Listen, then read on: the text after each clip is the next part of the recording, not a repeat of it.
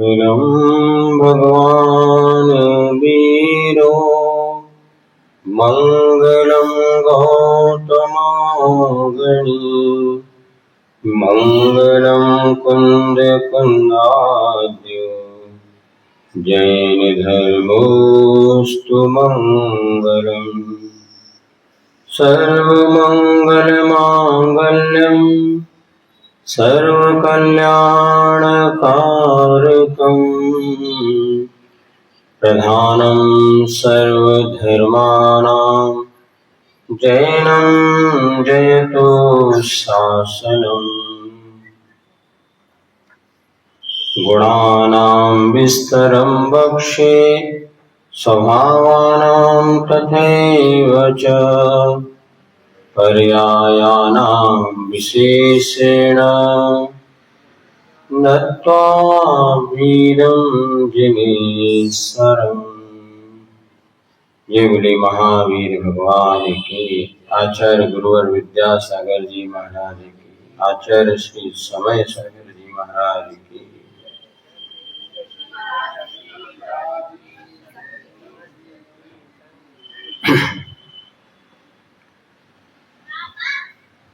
द्रव्य गुण पर्याय की चर्चा के पश्चात स्वभाव की चर्चा कल आपके समक्ष रखी थी।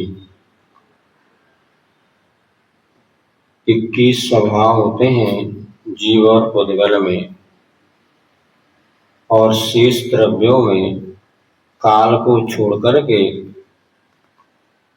काल द्रव्य में होते हैं 15 और धर्म अधर्म आकाश उसमें होते हैं 16।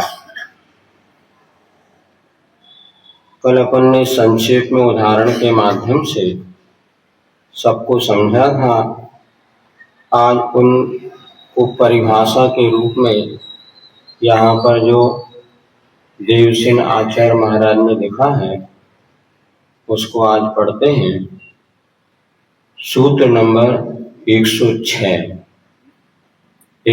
नंबर सूत्र से नहीं। अब चूंकि अपन ने स्वभाव अधिकार पढ़ा, स्वभाव की जो परिभाषा उसकी व्युत्पत्ति आगे करते हैं, इसको स्वभाव व्युत्पत्ति अधिकार दिया है।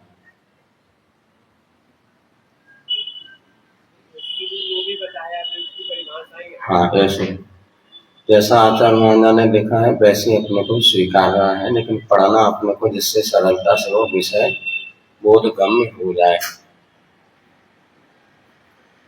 अब यहाँ पर अपन ने जो 21 स्वभाव पढ़े थे, उन स्वभाव की क्या परिभाषा यहाँ पर महाराज ने दी है, उसको देख करके पुनः कल का ही विषय आज पुनर्पाठन के रूप में यहाँ पर चल रहा है। सबसे पहला स्वभाव पढ़ा था अस्ति स्वभाव और दूसरा था नास्ति स्वभाव। वह अपनी अपेक्षा से है तो पर की अपेक्षा से नहीं है। सूत्र दिया है स्वभाव दस्ति स्वभावः स्वभाव लाभादज्जतत्वादस्ति स्वभावः। अर्थात जिस द्रव्य को जो स्वभाव का लाभ प्राप्त है उससे कभी भी च्युत नहीं होना, ये अस्ति स्वभाव माना है। जिस द्रव्य को जो स्वभाव उसका जो प्राप्त है उससे कभी भी च्युत नहीं होना। एक अपन ने पढ़ा था अस्तित्व नाम का गुण, जो रहने का जो भाव है वो अस्तित्व था। अब यहाँ पर कहा जा रहा है अस्ति स्वभाव क्या है, अपने जो स्वभाव से च्युत नहीं होना। आत्मा का स्वभाव चेतना है, ज्ञान दर्शन है, तो कभी भी आत्मा अपने चेतन स्वभाव को छोड़ करके अचेतन नहीं होता है। ये उसका अस्ति स्वभाव माना जाता है। अपने स्वभाव से च्युत नहीं होना, कभी भी ज्ञान दर्शन जो आत्मा का लक्षण है वो उसका अर्थात पर स्वरूप नहीं होना नास्ति स्वभाव है। पर रूप परिणमन नहीं होना, एक अपने स्वभाव को नहीं छोड़ना और दूसरे स्वरूप नहीं होना, जैसे ये पेन है, ये कभी अपने जड़ स्वभाव को नहीं छोड़ेगा, ये हो गया अस्थि स्वभाव। किंतु पेन कभी पुस्तक नहीं होगा, या पेन पेन है ये पुस्तक नहीं है, तो पर स्वरूप से उसका जो अभाव है, स्व चतुष्टय की अपेक्षा तो पेन है, किंतु पर चतुष्टय की अपेक्षा ये पुस्तक नहीं है। पहली बात कहने से दूसरी बात का बोध हो जाता है। हाँ, किंतु हाँ, क्योंकि दोनों अस्थि और नास्ति स्वभाव के लिए है, वस्तु का धर्म है, वो किसी अपेक्षा से है भी और किसी अपेक्षा से नहीं। तो जिस अपेक्षा से नहीं है तो पर चतुष्टय की अपेक्षा से नहीं है। जैसे आपने कहा मैं ब्रह्मचारी हूँ, ये तो हमने मान लिया, किंतु मैं गृहस्थ नहीं हूँ, ये भी मानना पड़ेगा। जैसे तत्वार सूत्र में 2 सूत्र दिया, एक तो जम्बूद्वीप का विस्तार कितना है, एक तो उन्होंने 1 लाख योजन बताया, अथवा वो 526 6/19 योजन ढाई। तो इस प्रकार से दोनों पद्धति है। तो वस्तु किसी अपेक्षा से है वो भी बता दिया, और चूंकि पर तो बहुत सारे हैं, मैं जीव हूँ ये तो एक हो गया, किंतु मैं कुर्सी नहीं हूँ, शरीर नहीं हूँ, और जड़ पदार्थ में नहीं हूँ, धर्म धर्म आकाश आदि रूप में नहीं हूँ। तो इसके बाद मैं क्या हूँ, तो मैं जीव हूँ। तो हूँ भी और नहीं भी, पर चतुष्टय की अपेक्षा नास्ति स्वभाव और स्व चतुष्टय की अपेक्षा अस्थि स्वभाव, ये इसके गण। अब आगे बताते हैं नित्य और अनित्य स्वभाव। तो 108 नंबर का सूत्र आता है, निज निज नाना पर्यायेषु तदे वेदमिति द्रव्य सोवलंभान नित्य स्वभावः प्यनेक पर्याय परिणामितत्वात् गनित्य स्वभावः तस्याप्यनेक पर्याय परिणामितत्वात् अनित्य स्वभावः। अब वही द्रव्य जो है अनेक पर्यायों में परिणमन करता है, इसलिए वह अनित्य स्वभावी कहा जाता है। जीव कभी मनुष्य बन गया, कभी देव बन गया, कभी त्रिंच बन गया, कभी नारकी बन गया, कभी निबोध पर्याय में गया, तो कभी सिद्ध पर्याय को भी परिवर्तित कर लिया। तो चूंकि ये पर्याय परिवर्तित हो रही है, प्रत्येक समय उत्पाद व्यय हो रहा है, इस अपेक्षा से वो अनित्य स्वभावी है। किंतु द्रव्य की दृष्टि देखते हैं, हर पर्याय में ये वही है, इस अपेक्षा से वो नित्य स्वभावी भी है, ऐसा समझना। अब इसके बाद एक स्वभाव हो क्या एक जैसे लगते हैं, उसमें अंतर है। कई बार 2 भाई एक जैसे लगते हैं, लेकिन फिर भी एक बड़ा और एक छोटा, तो ट्विंस भले हैं, किंतु उसमें भी 1 मिनट का तो अंतर होता ही है। तो कहीं ना कहीं इसमें बहुत सारी बातें एक जैसी अपने को लिखती हैं, तो एक जैसी होती नहीं।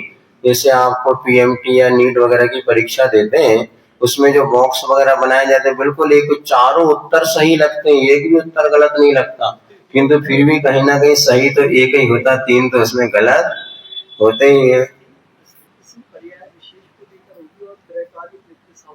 हाँ, तो नित्य तो क्या है ना, काल सापेक्ष हो गया, और नहीं, हाँ मतलब ये पहले था, अभी है और आगे भी रहेगा। नित्य की अपेक्षा ये हो गया, पहले था, अभी है और आगे रहेगा। और ये अस्थि का अर्थ हो गया अपने स्वभाव को नहीं छोड़ना, यहाँ काल की बात नहीं है। चेतन जड़ नहीं होगा, जड़ चेतन नहीं होगा, ये नित्य, ये अस्थि और नास्ति स्वभाव अपनी चतुष्टय से पर रूप में वो नहीं है, लेकिन यहाँ पर उसकी स्वभावानाम एकाधारत्वा देख स्वभावः।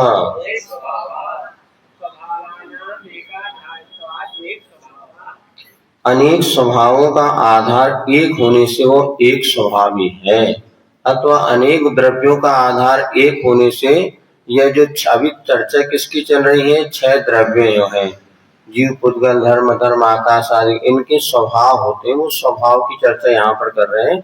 इन द्रव्यों में एक स्वभावी और अनेक स्वभावी है।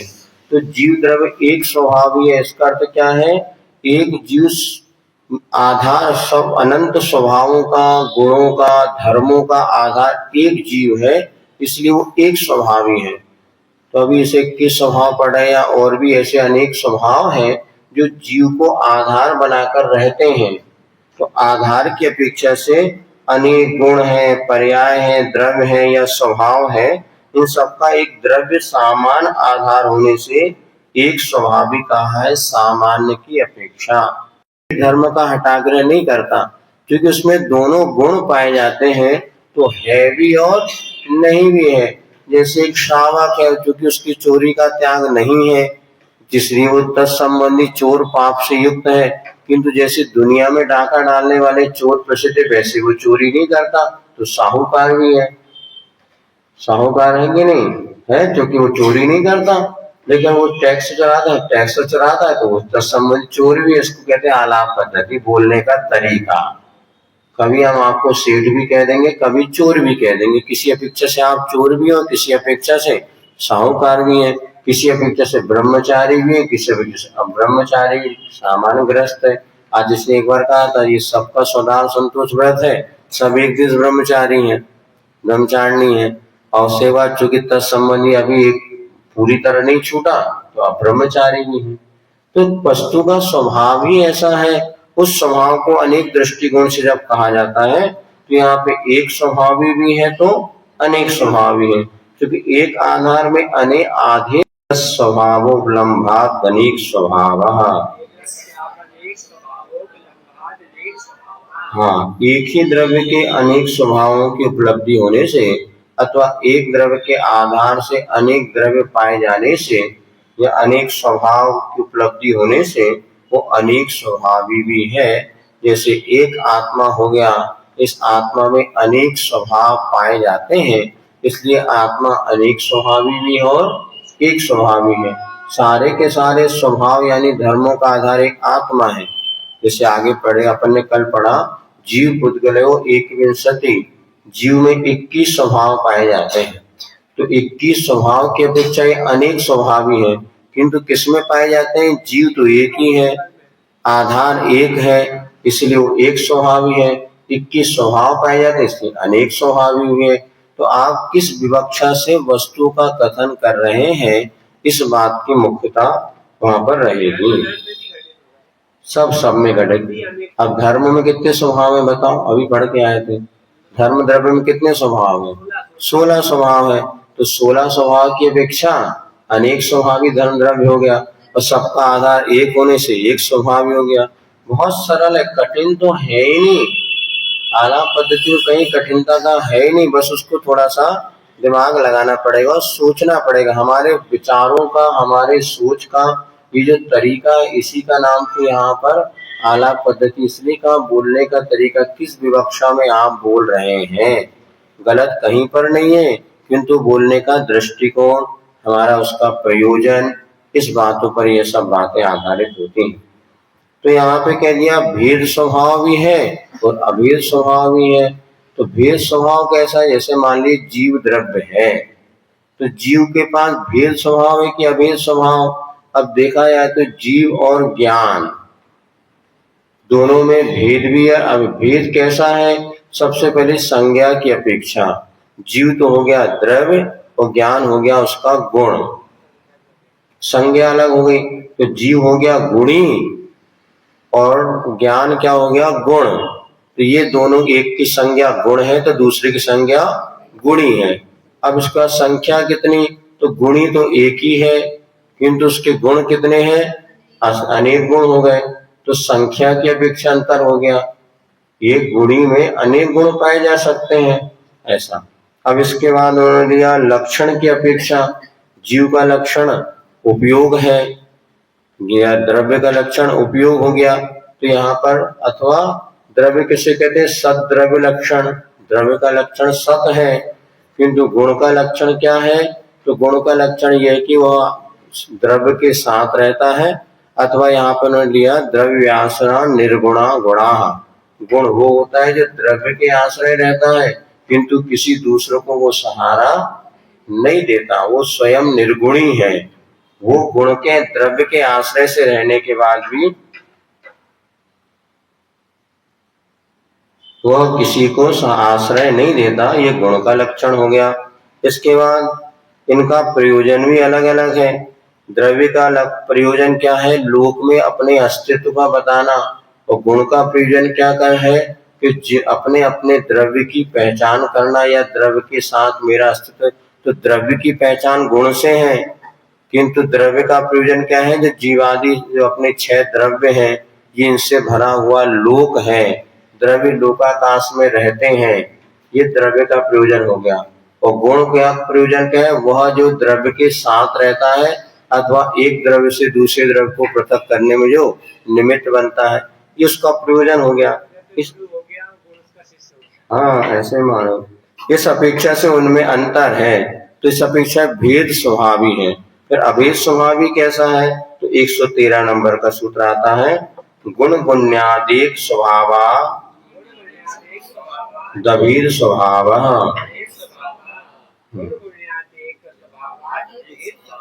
अब गुण और गुणी का एक स्वभाव होने से अथवा एक ही उनमें प्रदेश की भेद भिन्नता ना होने से वो यहाँ पर अभेद स्वभाव वाला भी है। जहाँ जीव के प्रदेश हैं वहीं ज्ञान के भी प्रदेश हैं। जीव और ज्ञान में जहाँ प्रदेश भिन्नता है, इसीलिए निश्चय से देखा जाए तो दोनों में कोई भेद नहीं है। जीव सो ज्ञान, ज्ञान सो जीव, सोना सो पीला, पीला सो सोना। तो यहाँ पर जब अभेद विवक्षा पर लगाते हैं तो उनमें कोई भेद नहीं रहता, किंतु भेद विवक्षा लगाते तो संज्ञा आदि के अपेक्षा भेद भी है। क्यों? क्योंकि द्रव्य गुण पर्याय ये कभी एक दूसरे से पृथक पृथक नहीं रहते। द्रव्य है तो गुण भी है, गुण है तो पर्याय है, गुण पर्याय बद द्रव्यम। तो द्रव्य गुण पर्याय वाला ही होता है, इसलिए गुण और द्रव्य को क्या कहेंगे? गुणी।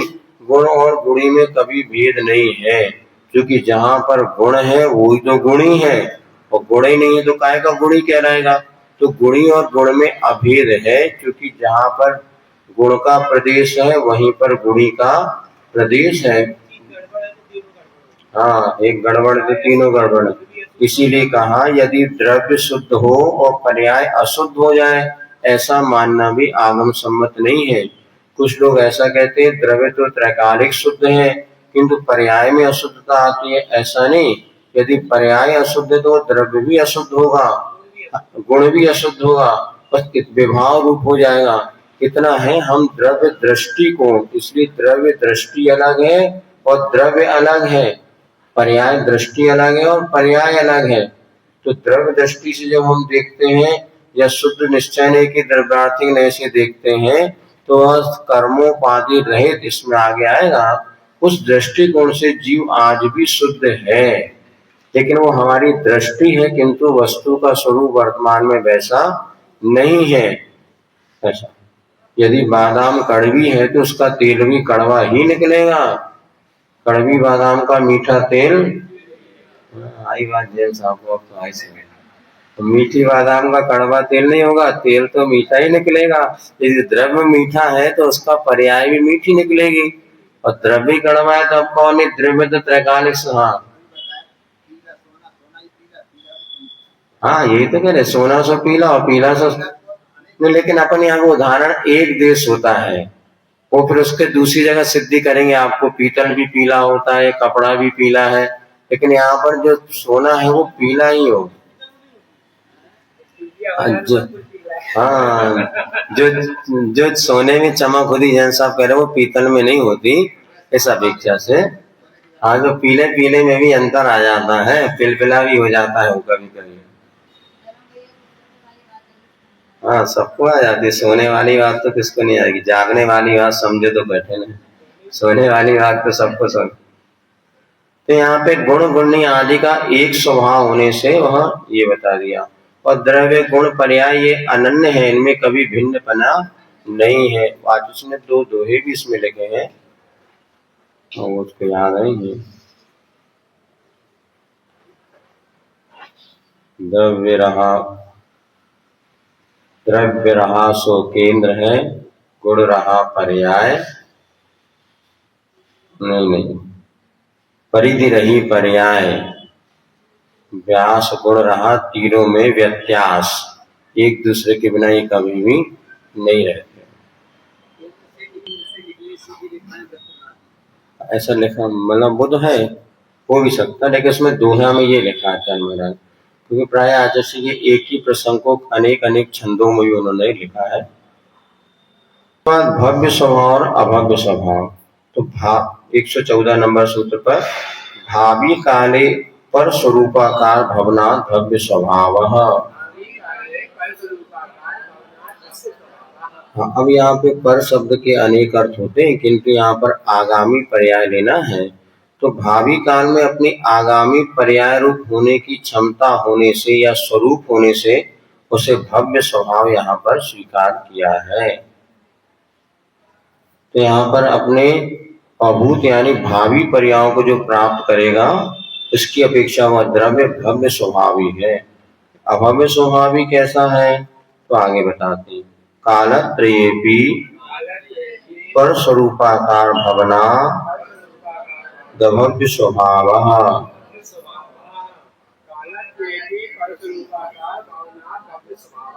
अब यहाँ पर स्वरूपाकार का अर्थ क्या लेना, तो टीका हिंदी टीकाकार में यहाँ सूत्र का अर्थ करते हुए दूसरा द्रव्य रूप नहीं होगा अथवा वो आगामी काल में अन्य पर्याय रूप नहीं, एक दूसरे द्रव्य रूप नहीं होना। ये तो अपन पहले ही पढ़ के आ गए, अस्तित्व में अपने स्वरूप को छोड़ के पर स्वरूप नहीं होता। फिर यहाँ पर ये टीका का अर्थ करते हुए हिंदी में लिखा पिछले सूत्र में कि वह अपनी भावी पर्याय को, भूत की जो पर्याय बीत चुकी है, पर का दो अर्थ लेना, एक पर जो आगे आया, एक पर जो बीत गया, तो वह जो है बीती पर्याय को पुनः प्राप्त नहीं होगा। इस अपेक्षा से उसको अभव्य स्वरूप अभव्य स्वभावी कहा है। तो तीन काल में जो पर्याय उसकी बीत गई, अब वो उसको वो कभी भी प्राप्त नहीं करेगा है। उसको पुनः पर्याय जो बीत गई वो अब नई निगोद भी आएगी, तो नई पर्याय आएगी। जो आप जो अभी जो क्षण व्यतीत हो गया वो कल आएगा, सोमवार फिर आएगा 7 दिन बाद, किंतु जो ये सोमवार हुआ वो सोमवार नहीं रहेगा, उसमें कुछ ना कुछ भिन्नता आएगी। कल भी आप आए थे और आज भी आप कल भी आएंगे, लेकिन आज जो आए वो कल आप नहीं आएंगे। आज कोई कम बुढ़ापा है, कल थोड़ा ज्यादा बुढ़ापा है, एक दिन और ज्यादा।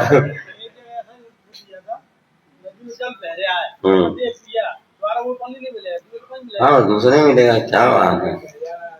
जो नदी का पानी बह रहा है, जो आपने पी लिया, अब वो जो बह गया, वो पुराना नया पानी आएगा, वो पानी जो बह गया वो फिर से मिलने वाला नहीं है। हाँ पीने वाला ही नहीं मिलेगा, बह के चला गया तो भी नहीं मिलेगा, वही नहीं मिलेगा। पानी तो रहेगा, द्रव्य की अपेक्षा पानी तो पानी है, लेकिन पर्याय की अपेक्षा वो पानी नहीं है जो पानी निकल गया। तो भव्य स्वभाव स्वरूप और अभव्य स्वरूप, तो भविष्य की पर्याय को प्राप्त कैसे भव्य स्वरूप, और बीती पर्याय को पुनः प्राप्त नहीं करेगी अभव्य स्वरूप।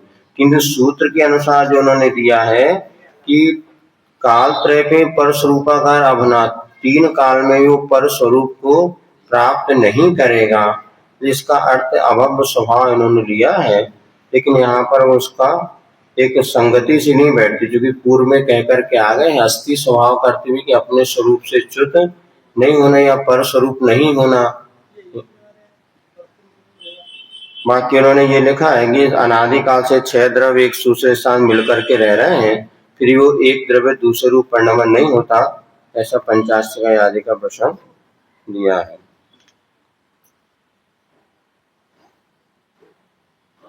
अपने अपने स्वभाव को नहीं छोड़ना, ऐसा भी उन्होंने दिया। बाकी वहाँ पर अपनी बात कह रहे हैं कि जो बीत गई पर्याय उसमें नहीं जाएगा, आगे भी तो नहीं जाएगा, उसी पर्याय में कभी नहीं जाएगा।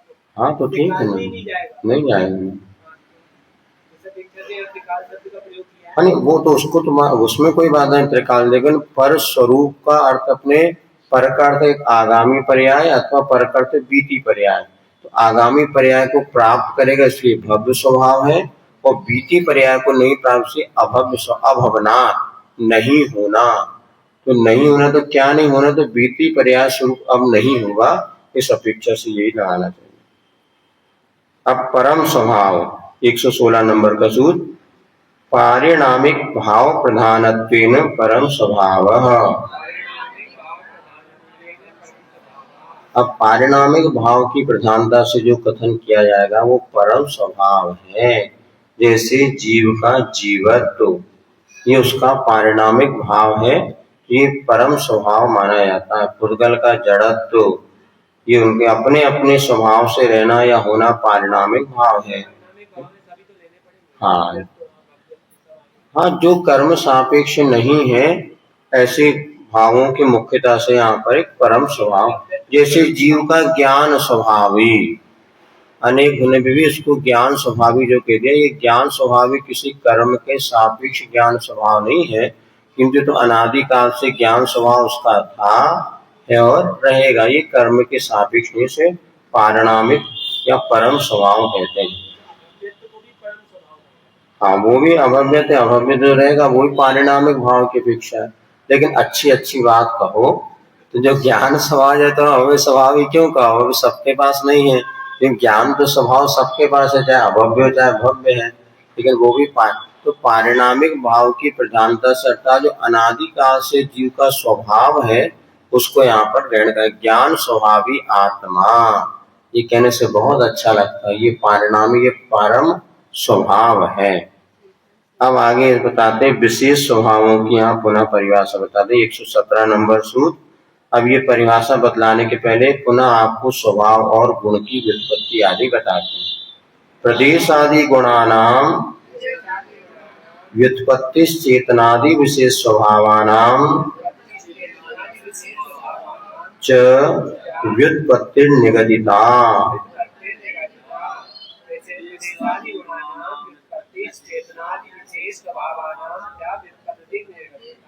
अब अभी प्रदेश आदि गुणों की व्युत्पत्ति, चेतना आदि स्वभावों की व्युत्पत्ति पहले कही गई है। इधर अपन ने चेतन जो स्वभाव पढ़े थे उनमें सारी की सारी बातें आपको पिछले सूत्रों में बता दिया। प्रदेश आदि गुण क्या होते हैं अथवा चेतन आदि जो स्वभाव है ये क्या होते हैं, ये आपको पहले पढ़ा चुके हैं। अब आगे बताते हैं धर्मापेक्षया स्वभावा गुणा न भवन्ति।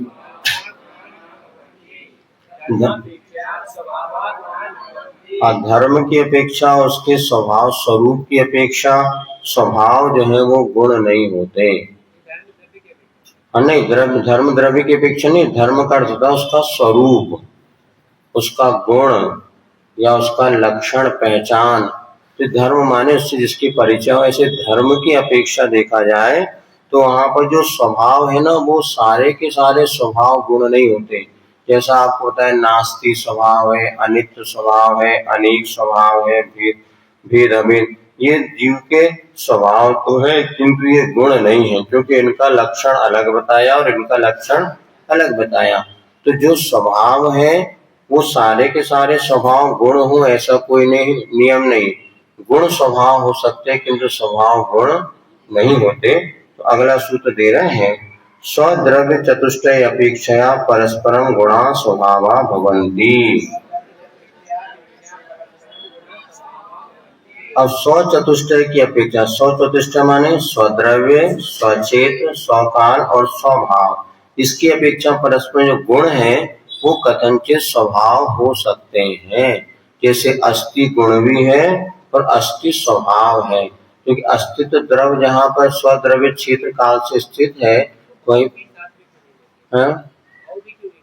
भाव माने भाव नहीं, भाव नहीं, यहाँ पे भाव तो स्थिति की अपेक्षा से हो जाएगा, क्षेत्र आदि की अपेक्षा। सबके साथ द्रव्य क्षेत्र काल भाव तो रहता है किंतु भाव सबके साथ तो जरूर नहीं। भाव तो जीव की अपेक्षा हो गया, पुद्गल की अपेक्षा देखो, धर्म की अपेक्षा, हाँ वो जीव की अपेक्षा। भाव जो लेंगे जीव की अपेक्षा होता है, बाकी शेष द्रव्य की अपेक्षा स्व द्रव्य क्षेत्र काल और भाव। जैसे पेन है तो इसका स्वद्रव्य क्या है, पुद्गल रूप वो द्रव्य हो गया, क्षेत्र जितने स्थान को घेर रहा है वह, काल इसका अपना काल परिणमन का जो योग्यता है वह, और स्वभाव इसकी जो प्रकृति है वो स्वभाव हो गया।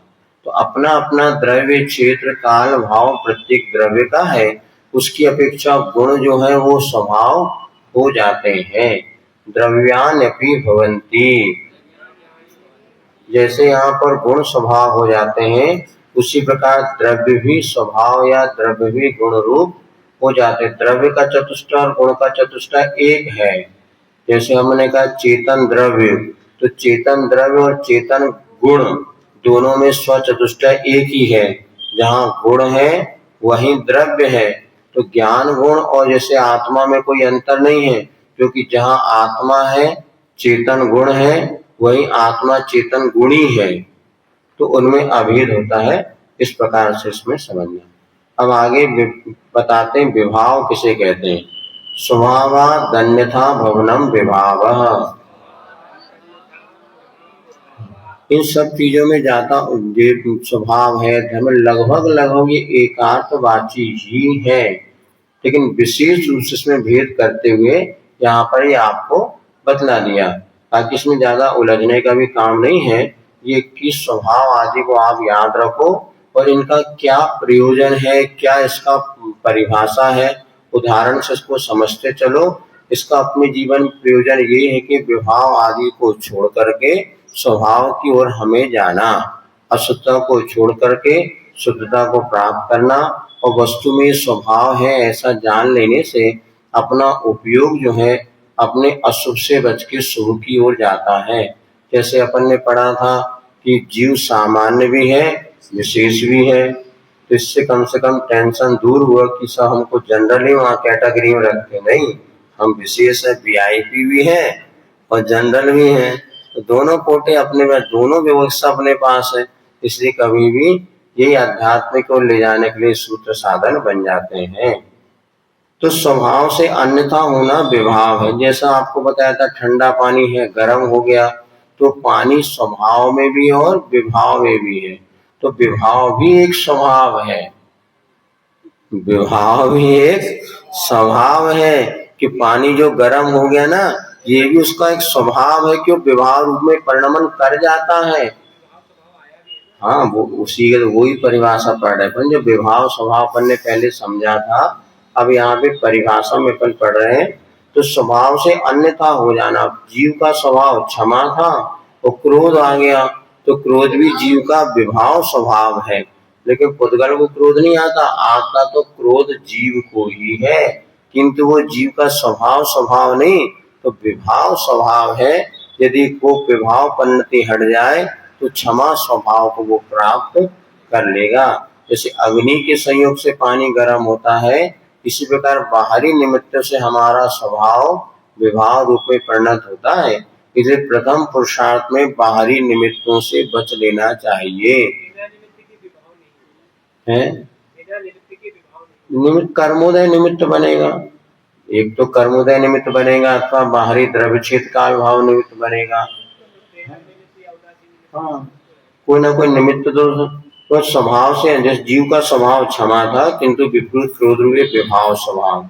अब शुद्ध स्वभाव किसे कहते हैं? शुद्धम केवल भावम अशुद्धम तस्यापि विपरीतम।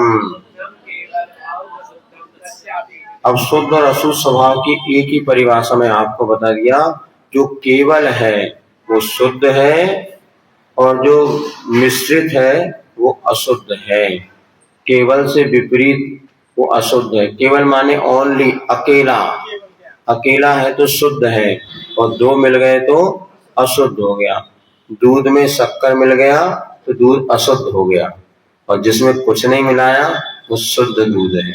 जो शक्कर बूरा डाल के पिएंगे उनको शुद्ध दूध का स्वाद नहीं आएगा, और जो शुद्ध ये नहीं जाएगा कह रहे हो तुम्हारा, बिना शक्कर बूरे डाले ही दूध का सही स्वाद आता है। हाँ, नेचुरल स्वाद रहता है। जिसने मूंग माटी में आगे आएगा, ये खीर में दूध मिला दिया तो चावल का स्वाद ही बिगड़ गया, और बूरा डाल दिया तो फिर उसका सब तो खत्म हो गया। हाँ, लौकी का भी नेचुरल स्वाद। तो तुम्हारे मिर्ची ज्यादा डाल देते हो, मिर्ची नहीं डाला करो रे, जिसको मिर्ची डालना है अलग से बघारना है, तो अलग से बघार लगाओ, अलग से बघार। जिससे दक्षिण में राजस्थान में आपको सब जगह वो मिर्ची का अलग ही बघार मिलेगा, जिसको चाहिए तो ले। नहीं, ऐसा नहीं है। हमारे प्रशांत सागर महाराज को तो अगर एक मिर्ची का दाना ही आ जाए तो पूरा भोजन छोड़ देते थे। अपनी प्रकृति, इसलिए नहीं, जनरल सभी के लिए कह रहे हैं। सही तो निर्विकृति है। अभी हम लोगों ने कई बार अनुभव किया कि नेचुरल जो वस्तु का स्वाद होता है वो नेचुरल ही होता है। मिर्च मसाला आदि मिलाने से उसका स्वाद भी परिवर्तन, और होता है कि भक्ति वसात होकर के सामान से अपने लिए भोजन बनाएगा ना, तो एक ही मिर्ची में कहा, लेकिन महाराज के लिए 4 मिर्ची डालेगा। बोले महाराज घी डालना तो कम से कम पूरा परिया कसेड़ दो। अब कई बार हम खिड़की इसलिए वो छोड़ देते कि जब इतना घी में तो स्वाद था, इतने घी में बेस्वाद हो गया। मैं भक्ति वाला सोचता है कटोरी परिया पूरी डाल दो। और ध्यान रखना कई बार अन्यथा मत लेना, जो चौके वाला होगा मालिक होगा वो तो विवेक से डालेगा, लेकिन जो बाहर का भक्त आता हो तो पूरी कटोरी का उसको कौन अपने जेब से लगना हो। तो अब से भैया अपने 3 दिन और व्यवस्था बनाने तरह समर समर के घी खर्चा करो। हमें ध्यान, जब हम लोग चौका लगाते थे उस समय जितना घी था अपने भैया 10 दिन 15 दिन चलाना व्यवस्थित करो। लेकिन वही कोई समझदार भैया जी, कोई दीदी या कोई भैया समझदार सा, अब उनको लगता है पूरा घी एक ही दिन में चला दो। बेचारों को सोचो 5 दिन चलाने हो, लाओ घी लाओ और छठ से, तो ये सब विभाव परिणति है। इसीलिए नेचुरल सबसे बढ़िया। तो जैसा सब्जी उसको हल्का सा, वो करेले की तो ऐसी गत कर देते बेचारे की, अरिहंत नाम सत्य हो गया आपका, करेला खाओ। तो करेला को सीधे 4 पीस करो, हल्का सा भिगा लो तो वो सब्जी ठीक है। अब उसमें नमक के पानी में डाल देंगे, फिर उसकी पूरा निचोड़ देंगे और फिर बाद में बुखार लगा देंगे, कोई गत का रहता ही नहीं वो। तो ककोरा हो जाते कर। हाँ, ये कहने करते सब विकृतियां हैं। सही तो ये कि इसलिए पुराने जमाने के जो महाराज होते थे तो दाल उबली सब्जी लौकी ये लेते, इसके बाद जिसको लेना हुआ तो डाल दो। उसी को देख के कई बार डर लगता था कैसे महाराज बने देखकर से लौकी को वैराग हो जाए। लेकिन वास्तव में कई बार उसका नेचुरल जो स्वाद आता है वो अपने आप मिर्च मसाला मिलने से असली स्वाद लुट जाता है। तो केवल जो है वो शुद्ध स्वभाव। हाँ तो डालो, मिर्ची डालने का मना नहीं है, लेकिन जिसको सूट हो उसी के सामने डालो, बाकी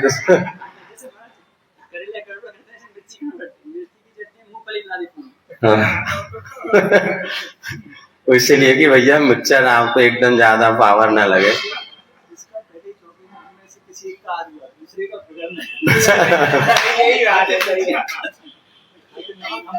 हाँ वो ऐसे अंदर है वैसे।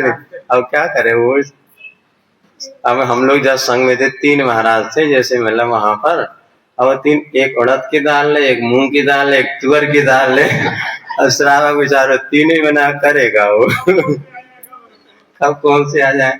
तो कई बार उनने सोचा महाराज कौन आने वाले, तो उनने डाल दूर तो पहुंचा, हम ही पहुंच गए। यही कहीं हुआ था एक बार, उनने कहा तब महाराज को तो सुल्लक जी का नंबर था और महाराज जी पहुंच गए, तो उनने हमें पहले उन्हें सब डाल डूल दिया, वही जिसने लौट के गए थे ना स्लीप। बोले महाराज कौन आने वाले, लेकिन आ ही गए महाराज। चलिए, इसलिए तो यहाँ पे शुद्ध में खालिश बिना जब पानी शुद्ध है तो शुद्ध है, यदि उसमें शक्कर मिला दिया तो अशुद्ध हो गया। इसी प्रकार आत्मा स्वयं शुद्ध है, एक कर्म आदि के संयोग से आत्मा अशुद्ध स्वभावी हो गया। क्रोध होना विभाव स्वभाव और संसारी होना अशुद्ध स्वभाव, और शुद्ध सिद्धत्व को प्राप्त करना ये शुद्ध स्वभाव, ऐसा समझना चाहिए। अब आगे आता है उपचरित स्वभाव।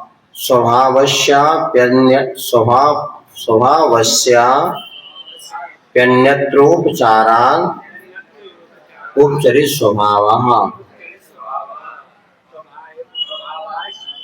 स्वभावस्याप्यन्योत्र उपचारान् उपचरित स्वभावः, अर्थात जो वस्तु का स्वभाव था उसका अन्यत्र उपचार कर देना तो उपचरित स्वभाव माना जाता है। जैसे बिल्ली को शेर कह देना, अथवा आपको बताया था एक इंद्रिय आपने पेड़ देखा, ये पेड़ को आपने जो जीव कहा, तो पुद्गल रूप पर्याय का जीव में आरोपण करके हमने पेड़ को देख करके जीव कहा। ये पेड़ जीव नहीं है, इसमें जीव है। ये तो पेड़ जो है पुद्गल की पर्याय है, लेकिन इसके भीतर चूंकि जीव रहता है इसलिए पेड़ में हमने उपचार करके पेड़ को जीव कह दिया, मनुष्य को जीव कह दिया, तो ये उपचरित स्वभाव माना जाता है। ये 2 प्रकार का उपचरित स्वभाव होता है। आगे बढ़ते हैं। सद्विधा कर्मज स्वाभाविक भेदात् यथा जीवस्य मूर्तत्वं मचेतनत्वं यथा सिद्धात्मनां परज्ञता परदर्शकत्वं च। अब यहाँ पे जो उपचरित स्वभाव है वो भी एक कर्म के उत्पन्न से होता है और एक स्वाभाविक उपचरित स्वभाव होता है। तो जीव को आपने मूर्त कहा, अचेतन कहा, ये तो कर्मज है, क्योंकि पौद्गलिक कर्मों से उत्पन्न होने वाले जीव की परिणति है। तो जीव स्वभाव से अमूर्त होता हुआ आपने जीव को मूर्त कह दिया, ये कर्मज उपचरित स्वभाव है। अथवा जीव को आपने अचेतन कह दिया, ये भी कर्मज उपचरित स्वभाव है। और किंतु स्वाभाविक उपचरित स्वभाव क्या है? सिद्धात्मा का परज्ञता और परदर्शकत्वम। जो सिद्ध भगवान होते हैं यथार्थ में वो स्वयं को जानते हैं, स्वयं को देखते हैं, किंतु स्वभाव होते हुए भी यह स्वाभाविक उपचरित स्वभाव है कि सिद्ध भगवान दूसरों को भी जानते हैं। जो केवल ज्ञानी होते हैं वो स्व को जानते कि पर को जानते, दोनों को जानते। तो स्व को जानना हुआ तो ठीक है, लेकिन पर को जो जान रहे हैं इसको यहाँ पर स्वाभाविक उपचरित स्वभाव उपचार से पर को जानते हैं, क्योंकि वास्तव में सिद्ध भगवान तो आत्मज्ञ होना चाहिए। पर को जानने वाला कैसा सिद्ध है? तो पर को जो जानना उपचार से जान रहे हैं, वास्तव में वह स्वयं को ही जानते हैं। पर पदार्थ उनके ज्ञान में झलकता है, किंतु कभी भी पर को जानने का ये उनका कोई पुरुषार्थ नहीं होता। उनका ज्ञान रूपी दर्पण इतना निर्मल होता है, उसमें सारे के सारे पर पदार्थ झलकते हैं। तो जो सिद्धों की परज्ञता है, परदर्शकत्व है, इसको स्वाभाविक उपचरित माना है, उपचरित स्वभाव। एक कर्मज उपचरित स्वभाव हो गया, एक स्वाभाविक उपचरित स्वभाव हो गया। आपने जीव को देख के जो मूर्त कहा ये कर्मज है, और सिद्ध भगवान का परज्ञता है, पर पदार्थ को जाना ये स्वाभाविक उपचरित स्वभाव है। हाँ, दोनों में कोई अंतर नहीं, केवल ज्ञान दोनों के पास एक जैसा। जैसे सिद्धों के पास केवल ज्ञान है, वैसे अरिहंत भगवान के पास केवल ज्ञान है, इसमें कहीं कोई बाधा नहीं। और अव्याबाधा से वहां पर कर दिया, बाधा इनमें भी नहीं है, लेकिन शरीर आदि जो अभी उनका है और उनका शरीर छूट जाता है, सीधे आत्मा से जान रहे हैं। यहाँ भी आत्मा से जानते हुए परम औदारिक शरीर के भीतर वह आत्मा रह रहा है, तो वहां पर शरीर के बंधन भी छूट गया। नहीं, आंखों से तो क्षयोपम अवस्था होती तब सब इंद्रियां कार्य करती हैं, उसके बाद सीधे आप प्रत्यक्षम, केवल ज्ञान प्रत्यक्ष माना जाता है, वो सीधे आत्मा से ही पदार्थ को जानता है। इंद्री वहां पर होते हुए इंद्री का कोई कार्य वहां पर देखने में नहीं आता। एवं इतरेषां द्रव्याणां उपचारो यथा संभवो ज्ञेयः। हाँ, क्योंकि धर्म धर्म आकाश और काल द्रव्य में उपचरित स्वभाव तो है नहीं, माँ जीव और पुद्गल द्रव्य में उपचरित स्वभाव है। तो जैसा यहाँ पर जीव के कर्मज और स्वाभाविक जो उपचरित स्वभाव कहे गए हैं, वैसे ही अन्य द्रव्यों में भी इस उपचार को लगा लेना चाहिए। ये आगे और उपचार 9 आदि कहे जाएंगे। इस प्रकार से जो जीव के या स्वभाव अधिकार पूर्ण होता है, स्वभाव अधिकार में 21 स्वभाव जीव और पुद्गलों के होते हैं, बाकी धर्म धर्म आकाश के 16 और काल के 15, क्योंकि इनमें जो अनेक प्रदेश आदि स्वभावों का अभाव होता है। ये कल सारी चर्चा आपके सामने रख दी थी। अब इसके बाद स्वभाव अधिकार पूर्ण होने के बाद यहाँ पर पुनः आगे आपके लिए ज्ञान आदि की चर्चा करेंगे। अब प्रमाण अधिकार आएगा, प्रमाण और नए अधिकार। प्रमाण अधिकार तो सरल है, उसके बाद नए अधिकार आएगा। नए अधिकारों के माध्यम से और विषय को जानने का हम प्रयास करेंगे।